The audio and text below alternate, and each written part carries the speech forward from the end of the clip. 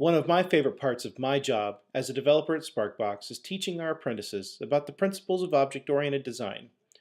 In one of my recent conversations with a member of the 2019 cohort, Colby Allen, we were discussing how to isolate code from the framework you may be using. I want to share with you a moment from that discussion after she asked a question about testing abstractions, where I shared with her, and now you, what I believe to be the most valuable aspect of a test suite: defining correct. What I've been studying lately, acceptance tests versus unit tests, and Yeah. the abstraction of acceptance tests versus like not so much in unit tests. Mhm. And you need all those tests, Yeah, well, need, right? yeah, Um, exactly. there's going to be projects you don't write any tests. There's going to be projects where you write dozens of them, hundreds of them. Um, the most, I mean, it's as you mature in this, you're going to have a much better eye for what makes a test valuable.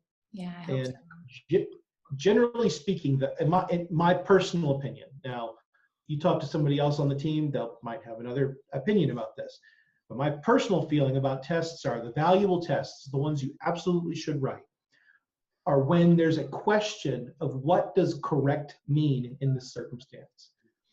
Um, Correct you're me. going to run into every project where Mhm. you're going to think you know what your client is asking for, and you're going to have this, and then you're going to get into discussions about it and planning, and you're going to discover that your vision for what they want and their vision for what they want don't actually line up 100%.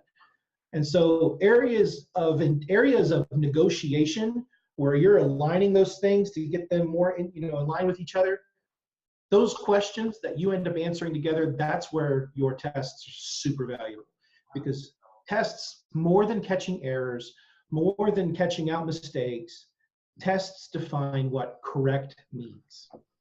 And so that when the definition of correct changes, you can change the test to match the definition.